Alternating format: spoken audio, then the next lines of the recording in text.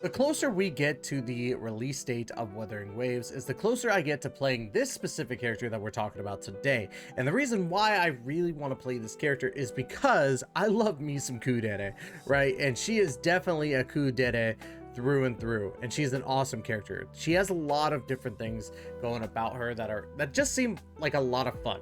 And today we're going to be talking about Sanhua.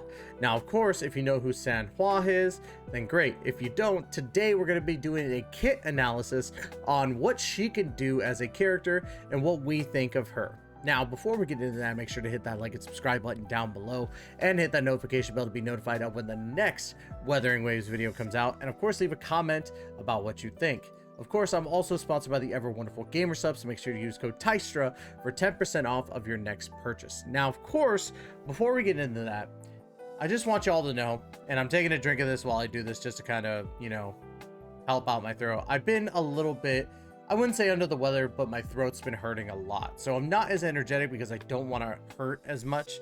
So if I'm talking way too low for you, or I'm not as excitable as I normally am, please bear with me. I will probably feel better by next week. So gotta make sure that the throat is ready to go. Can't be the, well, I'm not gonna, I was gonna make a joke, but never mind. Anyways, without any further delay, let's go ahead and talk about this character, Sanhua. Right, so Sanhua is a glacial character or glacial element and a one-handed sword user. So pretty stoked about that. And look at her, she's so adorable. Look at her. She does this little thing in the game with her idle animation where she's kind of like resting bitch face, and then she goes and just kind of makes herself smile like that. And it's really cute. It's really adorable. Cold Light, which is her basic, or her normal attacks, right? So basic attack can perform up to 5 consecutive hits, dealing glacio damage. Heavy attack consumes stamina to launch attacks, dealing glacio damage. Mid-air attack consumes stamina to perform a mid-air plunging attack, causing glacio damage. And dodge counter performs a basic attack following a successful dodge, dealing glacio damage. So if you couldn't tell, she's glacio, right? Like, I just love the fact that it's so much glacio right there. But yeah, I was able to really like kind of look at these attacks, but there's nothing too special about her normal attacks, right? Let's talk about Eternal Frost. Sanhua launches an air blade to create one ice prism across the ground, dealing glacio damage. She's basically going to be a main DPS 4-star as well, which is the one thing that I'm kind of like very scared of with Wuthering Waves. I don't want every character to be a main DPS, and it seems like a lot of these characters are going to be main DPSs of some sort. So it could be that you could probably run her as an off-field DPS, but let's go ahead and continue on, right? Glacial Gaze. Sanhua sends forth one rising line of glacier over 5 seconds, dealing glacio damage.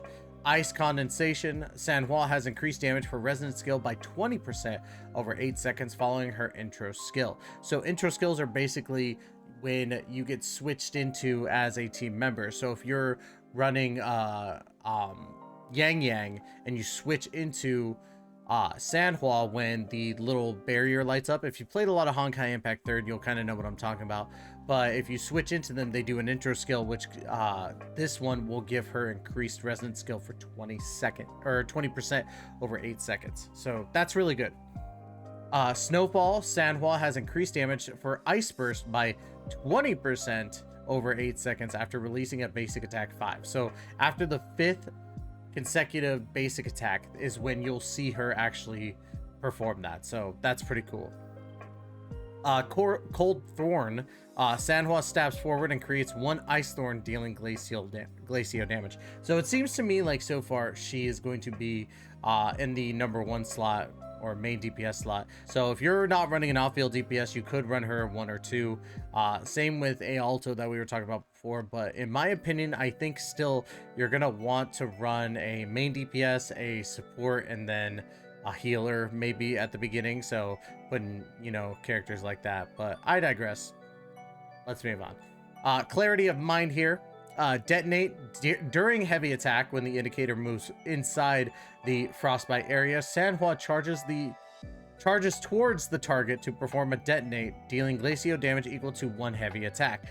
Ice Burst. Sanhua's heavy attack detonates all ice thorns, ice prisms, and glaciers along the way, dealing glacial damage equal to 1 resonance skill. So basically, she puts down all this ice, and then she could activate this, and then boom, everything just kind of goes off, right? That in general is a pretty cool thing. Like, I look at her as kind of like a Todoroki, I guess, in a way. So, then of course we have how to expand Frostbite meter. The Frostbite meter expands with every 1 stack of Clarity. Clarity stacks up to 2 times at most. You can obtain 1 stack from performing your the 5th final attack of your basic attack sequence, your intro skill Frosty Thorns, your resonance skill Eternal Frost, or resonance liberation Glacial Gaze. Expanded Frostbite returns to its initial state after 5 seconds, and upon performing Detonate, expanded Frostbite returns to its initial state.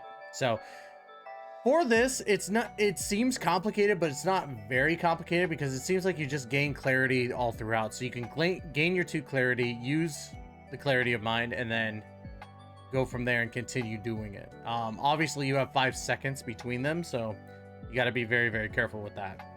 Now, of course, skillful cooking, every character's got that. And then Silver Snow increases damage per basic attack by 38%. This lasts over 14 seconds until the resonator is switch out. She's got some really, really good ways of boosting her own attack. So I think that in general she's good, but it's kind of tough to say, because I really wanted to try her out more and really understand her kit a lot better. But I didn't get that chance, to be quite honest with you. But she does seem really, really good for a 4-star character or a 4-star DPS. Now, of course, if you don't have Calchero or Jingxian, I think is her name, the monk girl, or I think it's a Jian. If you don't have any of them, then she would definitely be a character to have fun with, or a Alto, or any of the 4-star variants. I think that overall the DPS pool is very vast, so it's really dependent on what you want to do. Now, I really hope that it doesn't become like every update is going to be a new DPS, because that would just suck, in my opinion. So, hopefully that's not the case. Excuse me. But yeah. Sanhua seems like a really, really fun character in general. And that's going to be it for today's video. Don't forget to like, comment, subscribe, and tell me what you think about Sanhua in the comments down below. And then, of course, don't forget I'm sponsored by the Ever Wonderful Gamer Subs. Make sure to use code TYSTRA for 10% off at checkout. Once again, that's TYSTRA signing off. Thank you so much for giving me the opportunity to entertain you. We'll be back again with another Wuthering Waves video very, very soon. And of course, as always, we will see you in that next video. Please take care and be safe.